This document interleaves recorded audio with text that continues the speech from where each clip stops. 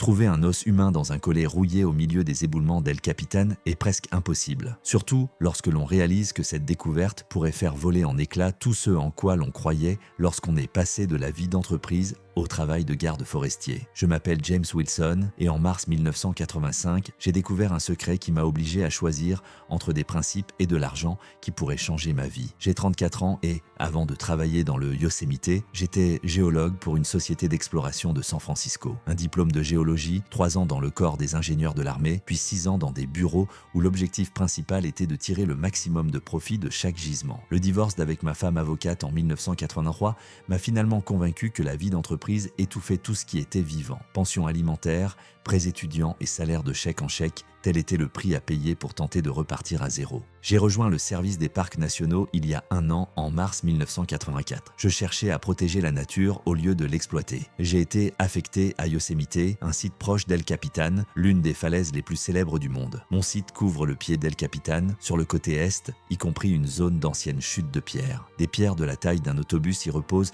depuis des décennies, formant des labyrinthes de passages et d'impasses. En été, l'endroit est parfois visité par des randonneurs expérimentés. Mais en hiver et au début du printemps, il est désert, un endroit idéal pour cacher quelque chose ou retrouver un objet caché depuis longtemps. À l'époque, l'équipement du garde forestier était simple. Une radio d'une portée de 8 km, une boussole, des cartes topographiques, des jumelles, une torche et un sac à dos militaire. Pas de GPS ni de téléphone satellite. Dans une situation critique, vous ne pouvez compter que sur vous-même et sur votre expérience. Le 4 mars 1985, le printemps précoce a commencé. La température est montée jusqu'à +8 pendant la journée et a chuté jusqu'à -3 pendant la nuit. La neige de la vallée fond rapidement, révélant ce qui avait été caché tout l'hiver. Le matin, un épais brouillard s'insinue entre les rochers et la visibilité tombe à 10 mètres. C'est par ce temps que l'on fait des découvertes qu'il aurait mieux valu ne pas faire. Ce jour-là, mon itinéraire m'a fait passer par l'autre côté des chutes de pierre où je n'étais pas allé depuis l'automne. Mon objectif était de vérifier l'état des panneaux d'avertissement et de m'assurer que les chutes de pierres hivernales n'avaient pas bloqué les sentiers de secours. Un travail normal, un contrôle de routine. Personne ne m'avait prévenu que le soir venu, j'en saurais plus que je ne le voulais sur ce qui s'était passé dans ces régions il y a 20 ans. À 7h30, j'ai quitté la base des gardes forestiers. Le thermomètre indiquait -1. Dans mon sac à dos, j'avais un thermos de café, 2 sandwichs, une trousse de premier secours, des piles de rechange pour ma torche et un carnet de notes. Il y avait 1h30 de marche jusqu'à la zone d'éboulement sur un sentier familier. En approchant des premiers gros rochers, j'ai remarqué une bizarrerie. La neige était irrégulière. À certains endroits, elle avait complètement fondu. À d'autres, elle était encore épaisse. À un endroit, entre 2 blocs de granit, quelque chose de métallique était visible. En m'approchant, je me suis rendu compte que j'avais trouvé quelque chose que quelqu'un avait perdu il y a longtemps et qu'il espérait à peine retrouver.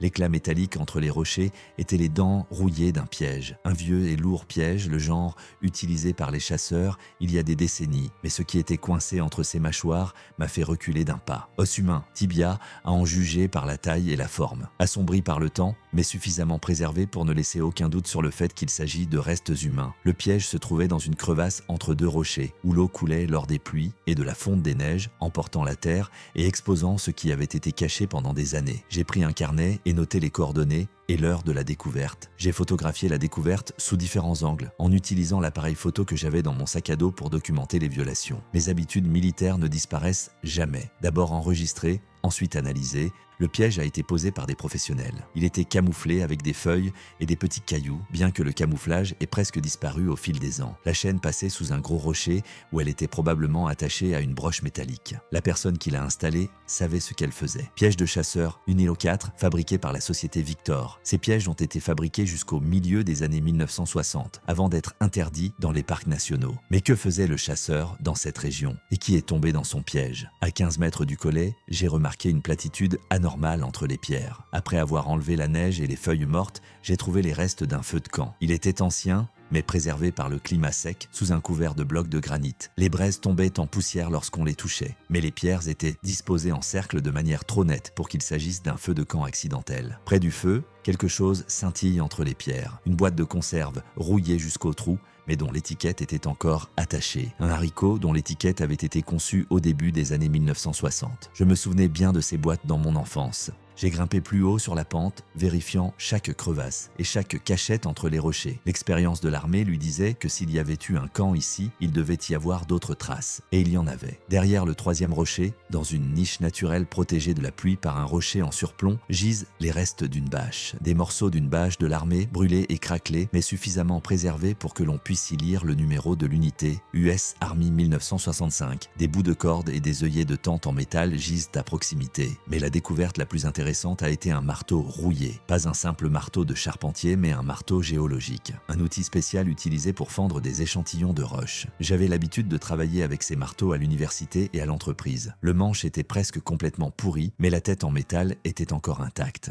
Je me suis assis sur un rocher et j'ai sorti un thermos de café. Je devais réfléchir aux découvertes. Un marteau géologique, du matériel militaire datant de 1965, un piège posé par des professionnels, des restes humains. Une image commençait à se dessiner, mais pas celle que je voulais voir. Quelqu'un a campé ici au milieu des années 1960. À en juger par l'équipement, il s'agissait d'un militaire ou d'un ancien militaire ayant une formation en géologie. Pourquoi voudrait-il installer un piège dans un parc national? Et qu'est-il arrivé à celui qui s'est fait prendre dans le piège? J'ai continué à explorer la zone en élargissant progressivement le rayon de recherche. En géologie, il est important d'avoir une vue d'ensemble sans se focaliser sur des échantillons individuels. Le même principe s'applique ici. Une demi-heure plus tard, j'ai trouvé ce que je cherchais sans le savoir. Dans l'anfractuosité entre deux blocs massifs où l'eau coulait en été, des veines blanches étaient visibles dans le granit sombre. Des veines de quartz qui coupent la roche sous-jacente à un angle aigu. Le quartz lui-même n'avait aucune valeur, mais ce que je voyais dans ces veines m'a fait comprendre la véritable raison de la présence du géologue dans ces lieux. Inclusion. Petits cristaux verts et rouges incrustés dans du quartz blanc. Tourmaline et grenat. Pas de qualité joaillière, mais suffisamment pure pour présenter un intérêt commercial pour quelqu'un qui saurait où les trouver et comment les extraire. Les marques d'exploitation sont presque imperceptibles, mais suffisamment évidentes pour un géologue. Des éclats à la surface du filon laissés par un burin, de petites dépressions où quelqu'un a soigneusement extrait les échantillons les plus précieux. Le travail d'un professionnel qui ne voulait pas laisser de traces visibles de l'exploitation minière. J'ai vérifié la radio. À cette profondeur, la connexion était perdue dans les éboulements, mais le signal passait de temps en temps. J'ai indiqué au dispatcher ma position et l'heure de mon retour éventuel. Il s'agit d'une procédure standard,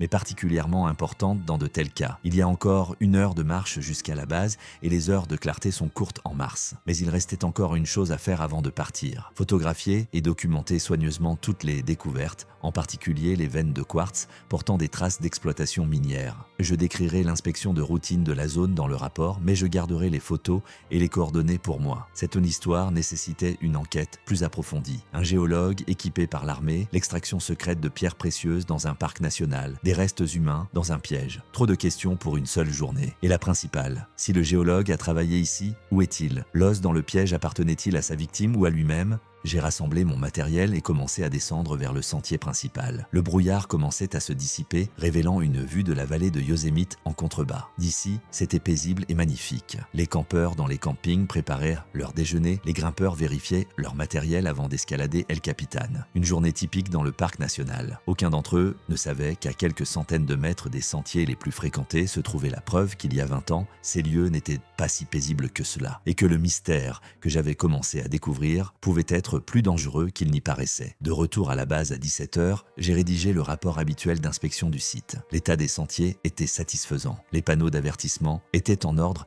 et aucune infraction n'avait été constatée. Techniquement, c'était vrai, je n'avais vraiment rencontré aucun intrus vivant. Mais le soir, en étudiant des cartes topographiques et des documents d'archives dans ma caravane, je me suis rendu compte que je devais retourner aux chutes de pierre demain. Trop de questions restaient sans réponse. Et trop d'indices indiquaient que l'histoire du géologue hors la loi n'était pas terminée, mais qu'elle ne faisait que commencer.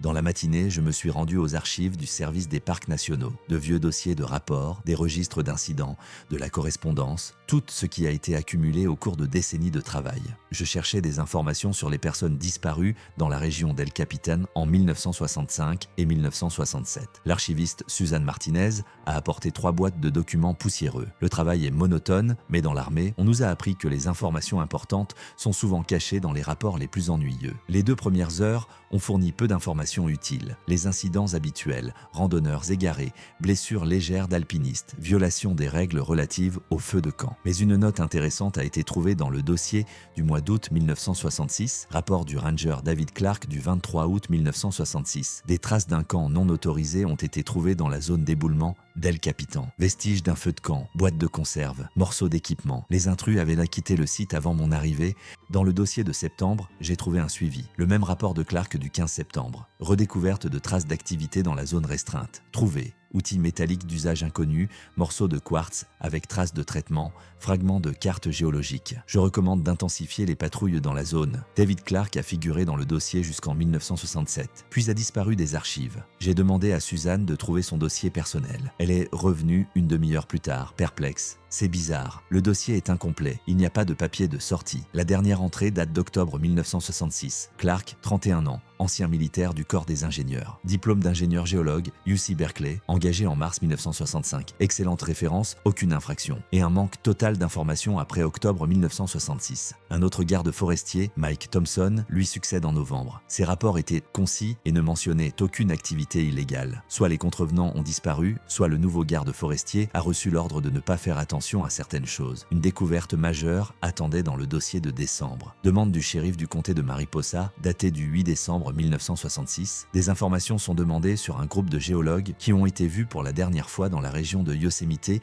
à la fin du mois d'octobre. Thomas Kelly, 34 ans, Robert Harris, 28 ans, Michael Stone, 26 ans. Ils ont quitté Fresno le 25 octobre pour faire de la prospection privée. Retour prévu le 3 novembre. Une camionnette Ford 1964 a été trouvée sur le parking de Tunnel View le 12 novembre. Thomas Kelly, Teke Shinonde Techekim sur un marteau de roche géologique. Coïncidence exclue. La réponse de l'administration du parc a été formelle. Les personnes spécifiées n'ont pas été enregistrées pour la recherche. Les opérations de recherche n'ont pas été effectuées en raison de l'absence de déclaration des proches. Il demande plus d'informations. Suzanne apporte un autre dossier. L'affaire a été clôturée en février 1967, sans résultat. Les déclarations des témoins sont peu nombreuses. Le propriétaire d'une station-service à El Portal a vu 3 hommes dans une camionnette le matin du 25 octobre. Ils ont acheté de l'essence et demandé des indications pour se rendre dans des zones reculées. L'un d'eux était intéressé par les cartes géologiques de la région. Le dernier témoignage date du 27 octobre. Un alpiniste a vu la fumée d'un feu dans la zone des chutes de pierre, mais n'a pas pu s'approcher en raison de la difficulté du terrain. Le lendemain,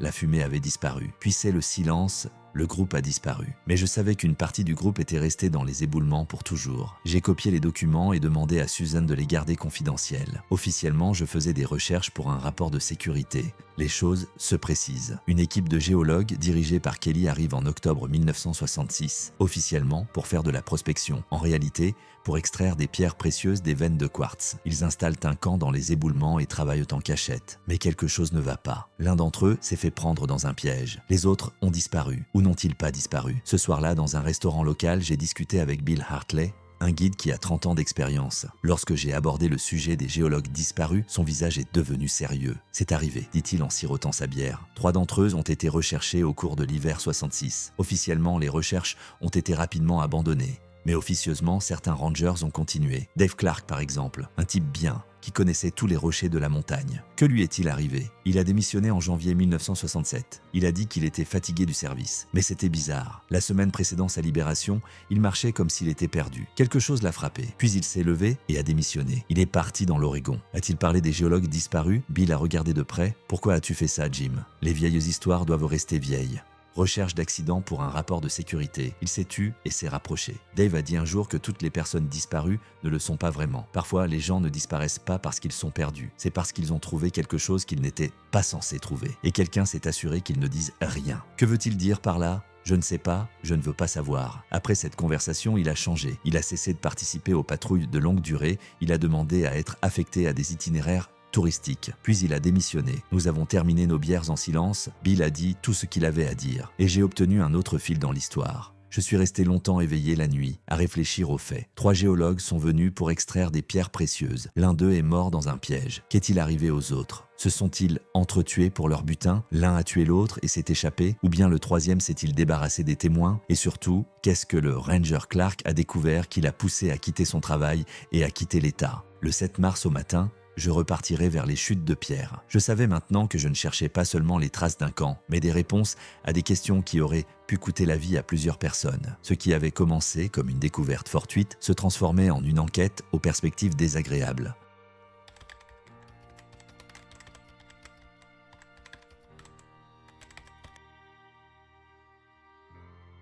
Le lendemain, à 7 heures du matin, le thermomètre affiche +2 et le brouillard est encore plus épais dans la vallée. Dans mon sac à dos, le matériel habituel et des copies de documents d'archives. Si mes hypothèses sont correctes, il faudra d'autres preuves aujourd'hui. Le trajet jusqu'aux chutes de pierres a duré 1h30. Lorsque j'ai atteint un endroit familier, j'ai immédiatement remarqué un changement. Quelqu'un était venu ici après ma dernière visite. La neige autour du piège était froissée et il y avait des empreintes de bottes fraîches sur le sol humide. Les traces mènent aux veines de quartz. Là aussi, il y avait de l'activité. De nouveaux éclats dans la roche, des griffures d'outils métalliques. Quelqu'un poursuivait le travail commencé il y a 20 ans. Intéressé par l'archéologie, Ranger, une voix est sortie de derrière un rocher. C'était celle d'un homme, calme, avec le sifflement d'un fumeur. Un homme d'une 60aine d'années, portant une veste usée, sorti de derrière le rocher. Cheveux gris, rides profondes, mains calleuses, un marteau de géologue dans la main droite. Robert Harris s'est-il présenté, bien que je n'existe plus officiellement depuis 19 ans. Robert Harris, l'un des 3 géologues disparus. Vous m'avez suivi depuis 3 jours, depuis que vous avez trouvé le piège avec l'os de Michael dedans. Le pauvre a toujours été négligent. Michael Stone, Tom Kelly était responsable. Je suis géophysicien, Michael est minéralogiste. Nous ne sommes pas venus ici pour la science. Nous sommes venus ici pour l'argent. Harris s'assied sur le rocher et pose le marteau à côté de lui.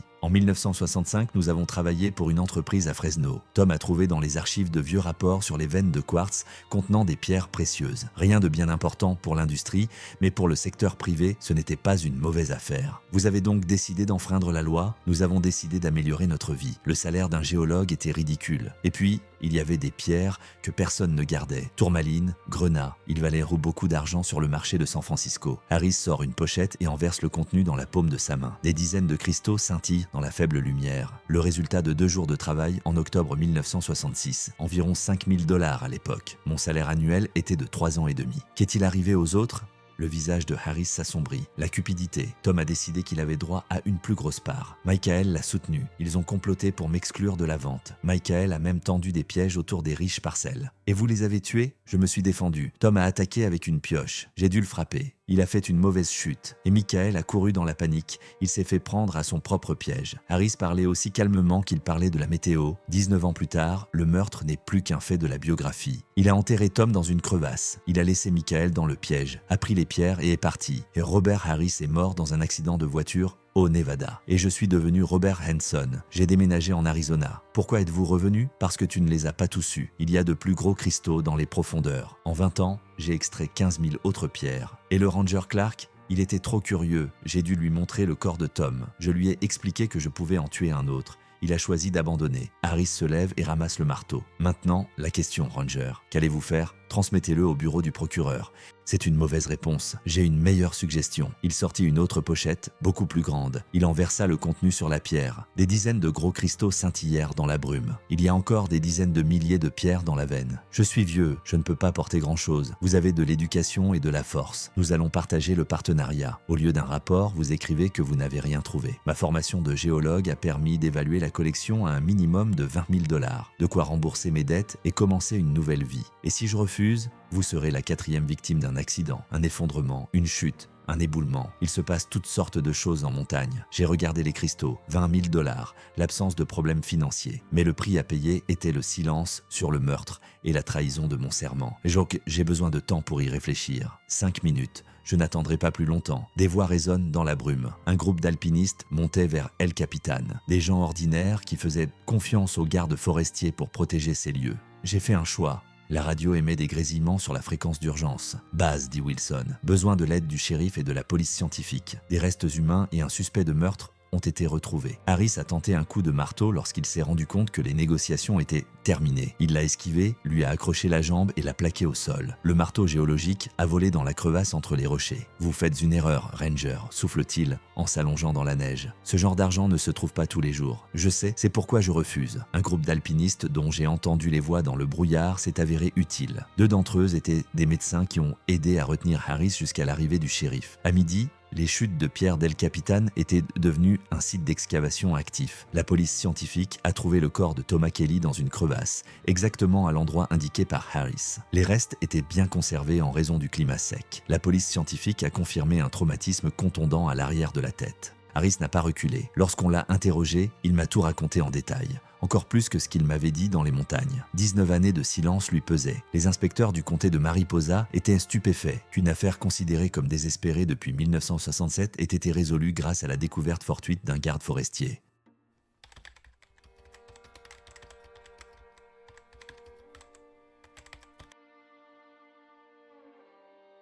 Le procès a eu lieu en novembre 1985. Harris a été condamné à la prison à vie pour le meurtre de 2 personnes. Son avocat a tenté de plaider la légitime défense, mais les preuves n'ont pas été retenues. Trop de violence pour défendre sa propre vie. Les veines de quartz ont été scellées. Le service géologique a estimé les réserves totales de pierres précieuses à environ un demi-million de dollars. C'est une somme assez importante pour comprendre le mobile du meurtre. Le site a été fermé au public pour une durée indéterminée. David Clark a été retrouvé à Portland, où il travaillait comme instructeur dans un collège forestier. Lors d'un entretien avec les enquêteurs, il a confirmé les menaces proférées par Harris au cours de l'hiver 1966. Il a déclaré avoir toujours regretté d'avoir eu peur et de ne pas l'avoir signalé à la police. Peut-être que Michael Stone serait encore en vie s'il avait fait preuve de plus de courage. Mais je l'ai compris. En 1966, il était un jeune garde forestier avec une femme et un jeune enfant. La menace d'un assassin armé semblait plus que réelle. Clark a choisi la sécurité de sa famille. Chacun fait des choix en fonction des circonstances.